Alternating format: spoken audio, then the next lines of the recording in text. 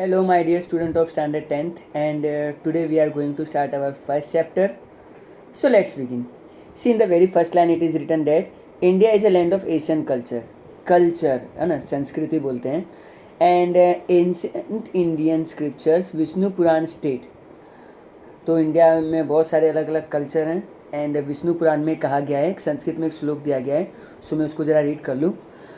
उत्तरम यत् समुद्रस्य हिमादेशस्व दक्षिणम वर्ष तद भारत नाम भारत यत्र संस्थिति. अर्थात इसका मतलब क्या होता है, हिमालय माउंटेन से लेके नीचे इंडियन ओशन तक, जिसको हम हिंद महासागर कहते हैं, इसमें इनके बीच में यानी हिमालय से लेके हिंद महासागर के बीच में जो लोग रहते हैं उनको हम लोगों ने भारतीय कहा है. ओके, इंडियंस कहा जाता है. और इंडिया को अगर आप लोगों ने कुछ माइथोलॉजिकल सीरियल्स देखे होंगे, then you had heard this name, Bharatvarsh, Bharatkhand, Jambu Dwip, Aryavarta. तो ये सब क्या है, इंडिया के नाम हैं जो आप लोगों ने फ्रीक्वेंटली सुना होगा.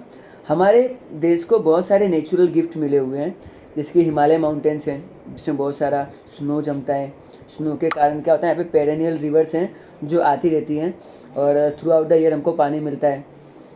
दुनिया से अलग अलग जगहों से इंडिया में लोग आते गए और बसते गए. ओके, वो अपना कल्चर इंडियन कल्चर के साथ घुलते मिलते गए, प्लस वो अपना कल्चर भी लाते थे. Okay, so when they come to in India they bring their own culture and cultural exchange is going on. अभी जो कल्चरल एक्सचेंज हो रहा है ना, इससे हमारी जनरेशन टू जनरेशन अपडेट होता गया. सपोज एक पर्टिकुलर कल्चर वाले हमारे लोग में आते हैं, उन्होंने हमारा कल्चर अडॉप्ट कर लिया, तो अपना कल्चर भी तो लाएंगे. उनके कल्चर में कुछ नया खाना वाना है तो हमको भी वो नई चीज़ मिलेगी. से for example south Indian culture अगर हम लोग अपने अंदर लाते हैं तो हम लोग भी इडली डोसा बनाना सीख जाते हैं एंड ऑल डेट. सो ये कंटिन्यूसली प्रोग्रेशन होता गया. अब यहाँ पर सेकंड पैराग्राफ में लिखा हुआ है इंडियन लोकेशन एंड एरिया. तो ये तो हम सब स्टैंडर्ड 7th में ऑलरेडी पढ़ चुके हैं कि इंडिया का एरिया वाइज 7th रैंक आता है and population wise 2nd rank आता है after China. But it is my duty कि आपको बताऊं कि वो कौन से 6 कंट्री जो इंडिया से बड़े हैं. सो ये मैंने आपके लिए एक एक्स्ट्रा स्लाइड अपलोड की है. यस, सो यू कैन सी, आपको मैप भी दिख रहा है, प्लस आपको यहाँ पे नीचे मेरी इमेज के नीचे आपको रैंक भी दिख रहा है. सो यहाँ पे जो इन स्क्वायर किलोमीटर दिया है, नॉर्मली हमारी बुक्स में किलोमीटर में होता है, पर ये माइल्स में दिया हुआ है. रसिया नंबर 1 है. Okay, in second position there is a Canada, in third position USA, 4th China, 5th Brazil, 6th Australia and 7th of course हमारा इंडियन कंट्री आता है. इंडिया से नीचे कौन से कंट्री हैं, Argentina, Kazakhstan and Algeria. So ये टॉप 10 कंट्री हैं area wise. Okay, so you got the idea. अब हम बात करेंगे रिच एंड वेरिड हेरिटेज के बारे में. So let's begin.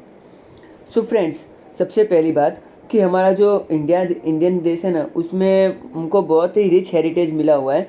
अगर हम लोग दूसरे वर्ल्ड के कंपेयर करें तो हमारे पूरे वर्ल्ड को हमारे पास बहुत सारी चीज़ें होती है गर्व करने के लिए. For example we can say the world कि वी आर हैविंग ताजमहल, है ना. तो मीन्स हमारे जो फोर्थ फादर थे वो कितने मतलब थिंकर थे, उन्होंने कितना बड़ा स्कल्पचर बनाया है. तो ऐसे कुछ हमारे पास गर्व करने की चीज़ें होती हैं. हमारा इंडियन कल्चर हमेशा शांति में बिलीव करता है, पीस में बिलीव करता है. एंड उसका एक मंत्र है सत चित आनंद, बराबर. इसके अलावा बहुत सारे अलग अलग कंट्री से आए वो लोग इंडिया में सेटल डाउन होते हैं. एंड इंडस वैली सिविलाइजेशन के बारे में हमने देखा कि नदियों के पास कल सिविलाइजेशन बिल्टअप हुई, फिर अलग अलग रेस बिल्टअप हुई. इससे हमारा कंट्री धीरे धीरे रिच होता गया. हमारे देश में बहुत सारा टैलेंटेड लोग हैं. इंडिया ने पूरे वर्ल्ड को बहुत सारा टैलेंट भी दिया है, बहुत सारे स्किल दिए हैं, है ना. बहुत सारे स्कॉलर्स हैं, थिंकर्स हैं, आर्टिसन हैं, सेज, साइंटिस्ट, हिस्टोरियन. ये सब हमारे कल्चर के अंदर ही मतलब फले फूले और हमारे कल्चर में आते गए और हमारा जो इंडियन कल्चर है बहुत ही बड़ा बन गया.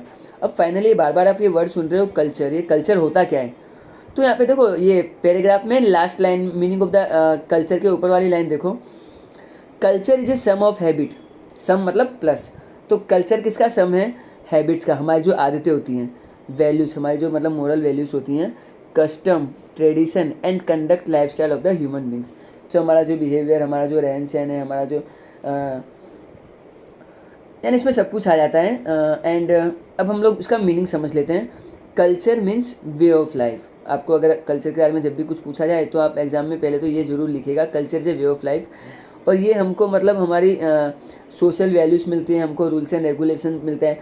अब अलग अलग सोसाइटी के कल्चर्स अलग अलग होता है, बराबर ना। से फॉर एग्जांपल इंडिया में कुछ अलग रूल्स हैं तो दूसरे कंट्री में कुछ और रूल्स होंगे, है ना। हमारे कंट्री में हम लोग सुबह सुबह सूर्य को अर्घ चढ़ाते हैं, बस कुछ कंट्री में चांद को फॉलो करते हैं, है ना। तो ये डिपेंड करता है अलग अलग कंट्री का। So once again culture is a sum of the habit, values, custom, tradition and ideas जो हम लोग देखते आए हैं। अब हम सिर्फ बात करेंगे कल्चरल हेरिटेज ऑफ इंडिया के बारे में। सो कल्चरल हेरिटेज ऑफ इंडिया क्या है? ये एक इनवैल्यूएबल गिफ्ट है जो हमारे फोर फादर से हमको मिला है। आप लोगों ने देखा होगा कि कुछ लोग हैं जो अगर वो फ्लूट अच्छा बजाते हैं तो उनके बच्चे भी, बट ऑब्वियस है कि वो भी अच्छा फ्लूट बजाते हैं क्योंकि वो उनके जीन्स में होता है ना। फिर हम लोग, ये तो पॉजिटिव चीज़ बताई मैंने। नेगेटिव में क्या होता है कि मान लो कुछ पेरेंट्स को ये कंप्लेन होती है कि वो शुगर की हैबिट है, तो उनके बच्चों को भी शुगर की बीमारी होती है ना।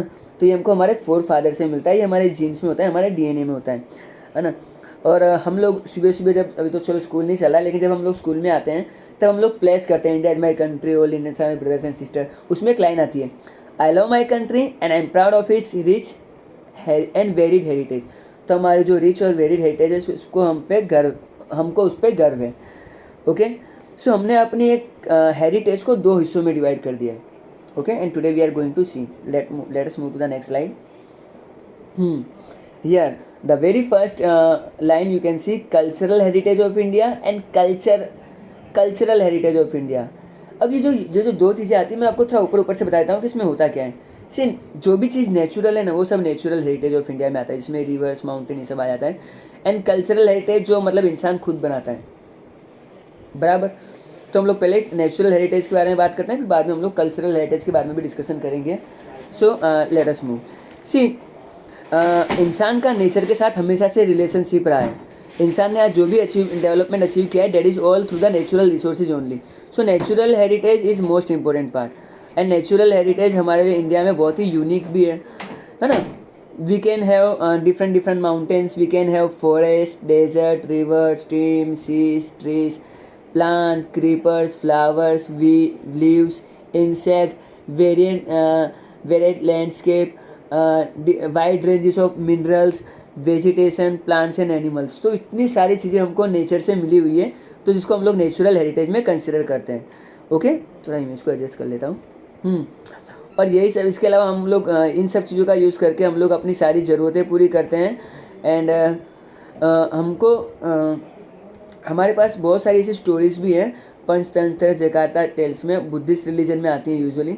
तो यहाँ पर हमको बहुत सारे नेचुरल हेरिटेज की स्टोरियाँ सुनाई जाती हैं। हमको अपने नेचर को रिस्पेक्ट करना चाहिए।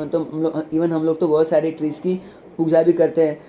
आप लोगों ने शायद देखा होगा कि लेडीज़ पूजा कर रहे हैं, दिया जला रहे हैं पेड़ के पास में, कुछ लोग तो धागा भी बांधते हैं एंड ऑल डेट। तो ये सारी चीज़ें हमको नेचुरल से मिली है एंड इसको हम लोग नेचुरल हेरिटेज में कवर करेंगे। इसके अलावा नेचर ने हमको बहुत सारे आयुर्वेदिक, यूनानी चीज़ें भी दी हुई है। सो अभी हम लोग नेचुरल हेरिटेज के अंदर एक एक चीज़ को डिस्कस करते हैं, जिसमें पहला आता है लैंडस्केप। इसको थोड़ा एडजस्ट कर लेते हैं। ओके, बिलो माई इमेज आपको लैंडस्केप दिख रहा है एंड आपको जो राइट साइड में ऊपर की तरफ जो पिक्चर दिख रहा है, आप लोगों ने, बच्चों ने बहुत ड्राइंग बनाए होंगे ब्यूटीफुल सीनरी के बारे में। तो माउंटेन्स, ग्रीनरी, ओके, ये सब आता है। तो ब्यूटीफुल लैंडस्केप जो होता है वो हमारी आंखों को अच्छा लगता है। फॉर एग्जांपल हिमालयन लैंडस्केप, है ना। ये आप गेस कर सकते हो कि कोई हिमालय की कोई जगह का ये पिक्चर लिया गया है। तो हमारे पास ऐसा बहुत ज़्यादा ब्यूटीफुल लैंडस्केप है जहाँ पे हम लोग, हमारे पास ग्रो करने के लिए बहुत सारा वेजिटेशन है। इवन हमको बहुत सारे अलग अलग एनिमल्स, बर्ड्स की स्पीसीज भी देखने को मिलती है। एंड स्नो कवर्ड माउंटेन सबको अच्छे लगते हैं। एंड स्नो वाले माउंटेन्स यूजुअली सोर्सेज हैं पेरेनियल रिवर के, जहाँ से हमको पेरेनियल रिवर मिलती रहती हैं, है ना। आप लोगों बहुत बार शायद इस जगहों पे विजिट किया होगा। अमरनाथ, पिलग्रिम प्लेसेस पे अमरनाथ, बद्रीनाथ, केदारनाथ, है ना, नंदा देवी, ये सब हिमालयन माउंटेन्स पे हैं और ये हमारे कंट्री के लिए एक बहुत ही इम्पोर्टेंट चीज़ है। तो अभी हम लोग नीचे आ जाते हैं रिवर्स पे। राइट साइड में नीचे आपको रिवर्स का पिक्चर दिया है ना, कितना साफ़ पानी है। बट लकीली हमारे कंट्री के लोग अगर समझे तो इतना साफ़ पानी अवेलेबल हो सकता है, जैसा लॉकडाउन में रिवर्स ने अपने आप को प्यूरीफाई कर लिया था।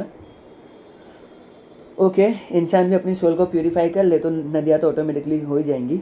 नाउ रिवर्स सबसे इम्पोर्टेंट चीज़ है। हम लोगों ने इंडस वैली सिविलाइजेशन के बारे में सुना है। हमारे यहाँ पे बहुत सारी रिवर्स हैं, for example Ganga, Yamuna, Saraswati, Indus, Narmada, Godavari and Krishna. All this rivers had a great influence on our lives. Beside this, these rivers are providing us water for drinking, domestic use, irrigation, and by using the water of this river we can generate electricity also. Okay and ये water way में हम लोग इसको मतलब use कर सकते हैं आने जाने के रास्ते के लिए भी। इससे हमारी इंडस्ट्री का डेवलपमेंट होता है ना। और यही रिवर्स में पानी प्रोवाइड करके हम लोग अच्छे से लैंडस्केप पे एनिमल्स के लिए घास चारा भी डेवलप कर पाते हैं। तो जहाँ से रिवर्स होगा वहाँ का आसपास के नेचुरल सीन्स भी अच्छे होता है एंड ये नेचुरल सीन्स को भी एनहांस करता है। चलो अगली स्लाइड पे चलते हैं। Now vegetation, you can see in the right part on the top, see different kinds of vegetation are there. See India में ऐसे ही हम लोगों ने स्टैंडर्ड 9th में पढ़ा था कि बहुत जगहों पे बरसात सब जगह सेम नहीं होती है। कई जगह पे एवरग्रीन फॉरेस्ट होते हैं, कई जगह पे थ्रोनी फॉरेस्ट होते हैं, कहीं पे मैनग्रोव फॉरेस्ट होते हैं, कहीं पे डेसिडियस फॉरेस्ट होते हैं।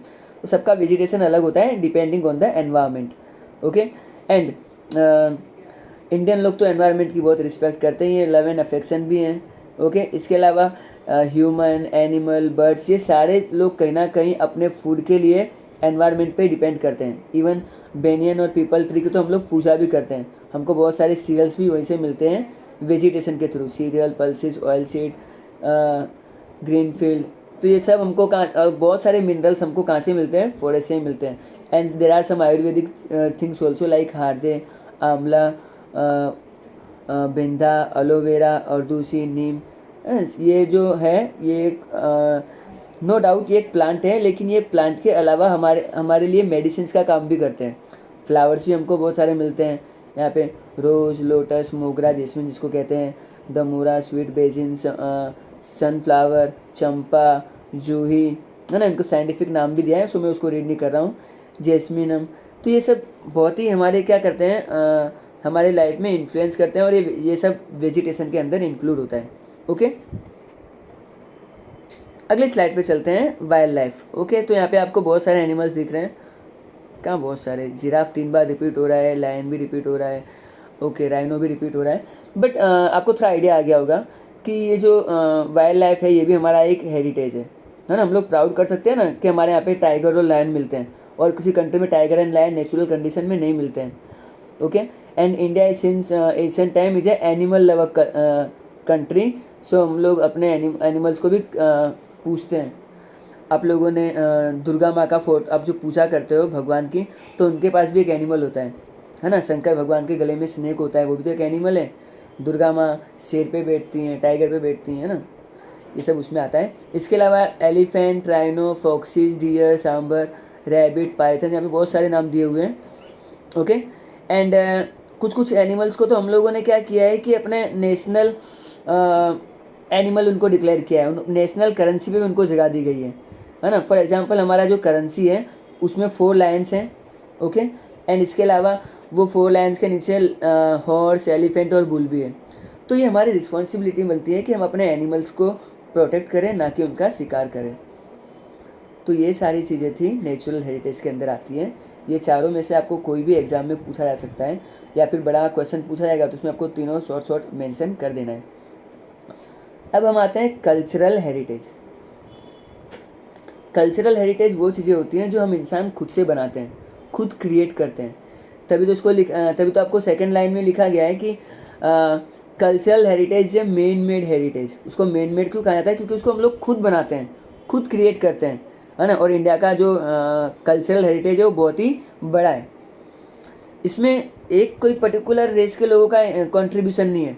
पहले हमारे यहाँ पे आर्यन संस्कृति के लोग आए, then Kashyap, Kushan, Huns, Persian, Turk, Arab, Mughal, Britishers, French. तो जैसे जैसे ये लोग आते गए ना हमारे कंट्री में, तो ये लोग अपना कल्चर भी लाते गए, और ये लोगों ने अपने कल्चर को इंडियन कल्चर के साथ मर्ज कर लिया। एंड देन इससे हमारा कल्चर क्या हो गया, और भी एनहांस होता गया, और भी बड़ा होता गया, और भी पावरफुल बनते गया। अब आप सोचोगे कितना हमारा कल्चर है कितना पुराना। वेल यू कैन सी, नीचे आपको एक इमेज दिया हुआ है। एक मूर्ति है जिसमें बियर्ड यानी दाढ़ी वाला एक आदमी है। ये है इंडस वैली सिविलाइजेशन की एक मतलब इमेज है। एंड इसमें बताया गया है तो 5,000 साल पहले भी हम लोग मूर्तियाँ बनाते थे, है ना। एंड आपने वो स्टैंडर्ड 7th में पढ़ा था, इसमें एक इमेज है, डांसर है, फिर मोहनजोदाड़ो पे ऋतिक रोशन की एक मूवी भी है, कैसे वो डिस्ट्रॉय हुआ था वो सब। तो ये एक कहीं ना कहीं हम लोग गर्व कर सकते हैं कि हमारी जो हेरिटेज है, हमारी जो संस्कृति है वो 5,000 साल पुरानी है। Okay, and let us move to the last part of the slide. ये इमेज के साइड में मैं थोड़ा एडजस्ट कर लेता हूँ, चलो इधर कर लेते हैं।